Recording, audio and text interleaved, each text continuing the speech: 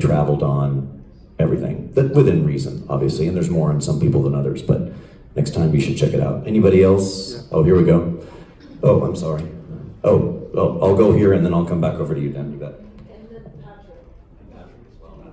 I just want to thank you because some of us don't have this ancestry, and I envy you that you had those relationships.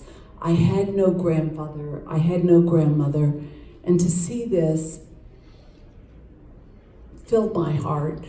And what I want to say is, on my father's deathbed, I asked him, Daddy, what were you most proud of in your life? And he was 90, and it was 10 years ago or something.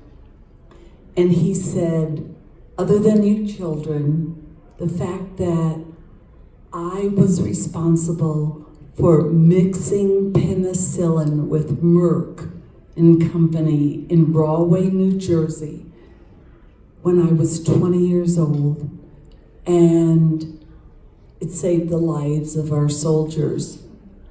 But I have no history of this. You have given me a personal history that I will cherish. That's wonderful. That's wonderful. And there's got to be a way to find that out, get the details on that. So we're going to go to Dan and then to Patrick.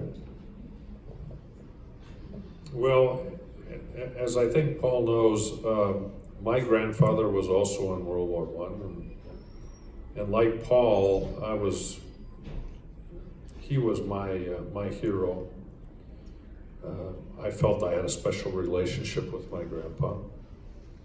I spent a lot of time with him as well, but unlike yours, he didn't talk much about that. Then my father was in the Second World War, and he didn't talk much about that either. I was sharing with Ray earlier some of the stories that he, when he was close to dying, would share with me that blew me away about. But at any rate, so we all have those kinds of things. But Paul, I got to tell you, sitting here, I couldn't stop thinking about your grandfather, not what he had been through, but what he must be thinking. And I just can't imagine how proud he, if I can express on his behalf, how proud he must be of his grandson. My goodness, can any of us think about what our grandchild or our great-grandchild might one day do in our honor that Paul has done in the honor of this man who he loved and who loved him so much, but I'm sure he never envisioned anything like this would ever be done by his grandson. And to you, my hat's off, my friend. It's an amazing thing. This is not a little thing. This is a huge thing that you have done for yourself, but also in memory. And it would be hard for anyone to top what you have done. So my congratulations to you.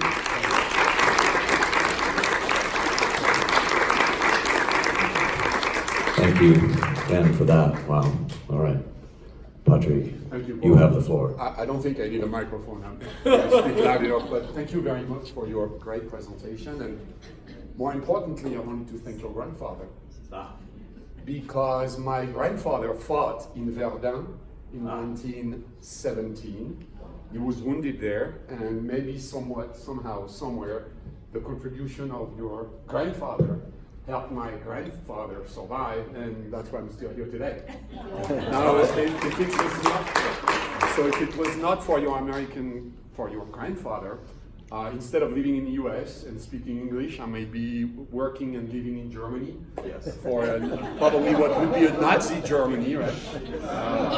But thanks to your grandfather, I live in a free country, and I'm very proud of you. Very good, Patrick. French American friendship. Thank you.